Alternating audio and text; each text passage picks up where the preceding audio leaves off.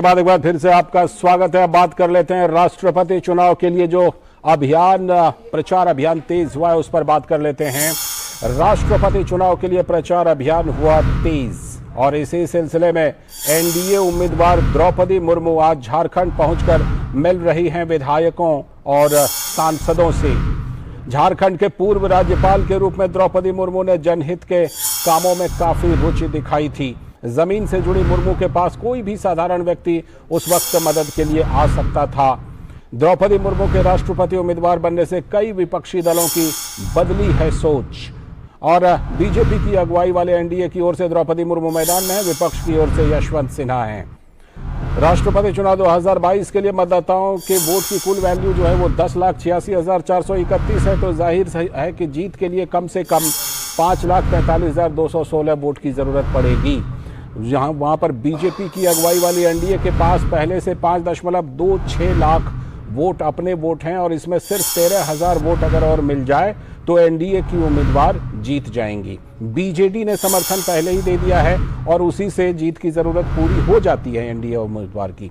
लेकिन साथ ही बसपा की प्रमुख मायावती, बीजेडी प्रमुख ओडिशा के मुख्यमंत्री सीएम नवीन पटनायक दे चुके हैं समर्थन। वाईएसआर कांग्रेस भी कर चुकी है समर्थन का ऐलान, लेकिन अभी भी ये कोशिश जो है वो जारी है। उसी कोशिश के तहत द्रौपदी मुर्मू झारखंड में हैं। हमारे संवाददाता दिवाकर कुमार जुड़ चुके हैं रांची से।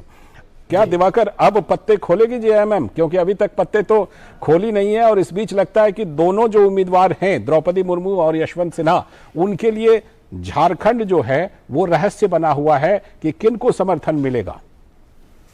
निश्चित तौर पर झारखंड में हम कह सकते हैं कि हेमंत सोरेन अभी भी दुविधा की स्थिति में और उन्होंने अभी तक अपने पत्ते नहीं खोले हैं। आज हालांकि राष्ट्रपति पद की एनडीए की उम्मीदवार द्रौपदी मुर्मू करीब 12 बजे के आसपास रांची पहुंची हैं और वो यहाँ पर एनडीए और जो एनडीए के घटक दल के जो सांसद हैं और साथ ही साथ जो विधायक हैं उनके साथ वो संवाद कर रहे हैं। हालांकि अभी ऑफिशियली कोई शेड्यूल फिक्स नहीं है कि जेएमएम के सांसद और विधायकों के साथ उनकी मुलाकात होनी है या नहीं है। इस बीच ये भी है कि आज जो मुख्यमंत्री और कार्यकारी अध्यक्ष हैं जेएमएम के, वो धनबाद के दौरे पर है, तो ऐसी संभावना नहीं लग रही है कि उन दोनों के बीच मुलाकात की कोई गुंजाइश बनती है। लेकिन हेमंत सोरेन ने एक ट्वीट आज सुबह में किया है जिसमें उन्होंने द्रौपदी मुर्मू का झारखंड में वेलकम किया है और एक तरीके से जिस तरीके का वो ट्वीट है उससे लगता है कि जेएमएम का जो रुख है वो बदल सकता है, तो उस पर हम लोगों की नजर रहेगी। लेकिन फिलहाल जेएमएम ने अपने पत्ते नहीं खोले।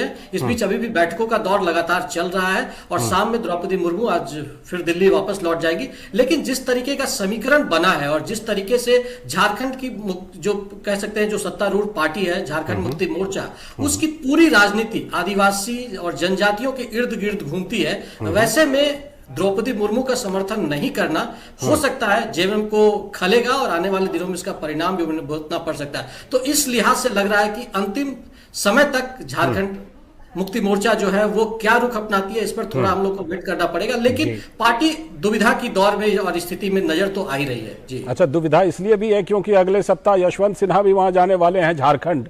आजसू तो द्रौपदी मुर्मू को समर्थन का ऐलान कर चुकी है, लेकिन ऐसा लगता है कि जो दोनों के दोनों प्रमुख उम्मीदवार हैं राष्ट्रपति पद के, उनकी वजह से झारखंड के कई दलों की दुविधा बढ़ गई है। दिवाकर, निश्चित तौर पर देखिए, यशवंत सिन्हा का एक प्रोग्राम एक हफ्ते पहले भी आने का तय हुआ था, लेकिन किसी कारणवश वो नहीं हो सका प्रोग्राम। तो उसके बाद जो स्थिति बन रही है और जिस दिन अनाउंसमेंट हुआ था द्रौपदी मुर्मू के नाम का, तो लगातार जो आजसू प्रमुख है, आजसू पार्टी के जो मुखिया हैं सुदेश महतो, उन्होंने तुरंत ट्वीट कर इसकी सराहना की थी और उन्होंने अपना जो कह सकते हैं कि सहयोग देने का ऐलान किया था। और आज जब एयरपोर्ट पर स्वागत किया जा रहा था द्रौपदी मुर्मू का, तो उस वक्त सुदेश महतो भी मौजूद थे। तो एक तरीके का जो समीकरण हम कह सकते हैं दिखता है, उसमें जेएमएम अलग थलग और जेएमएम के पास एक तरीके से हम कह सकते हैं कि वो आदिवासी अस्मिता के साथ बढ़े या फिर वो जो उनका महागठबंधन का जो एक धर्म है उसका वो पालन करे। लेकिन इस बीच में जो हम कह सकते हैं सबसे मुश्किल दौर में अभी जेएमएम फंसी हुई नजर आ रही है। लेकिन निश्चित तौर पर आप जब झारखंड से उम्मीदवार की बात करते हैं यशवंत सिन्हा का जिस तरीके का एक इमेज रहा है और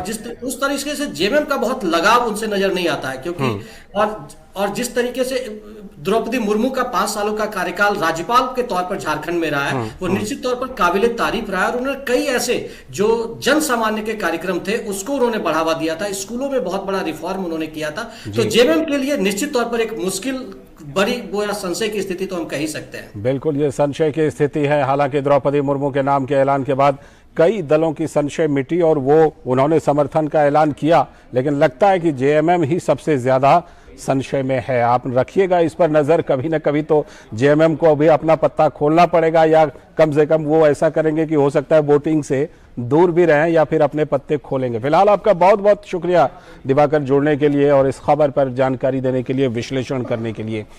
तो इसी के साथ आज के इस वक्त में इतना ही, लेकिन कल फिर इसी वक्त लेकर हम हाजिर होंगे। इस वक्त फिलहाल दीजिए पूरी टीम को अनुमति, लेकिन डीडी न्यूज पर खबरों और कार्यक्रमों का सिलसिला लगातार जारी है। नमस्कार।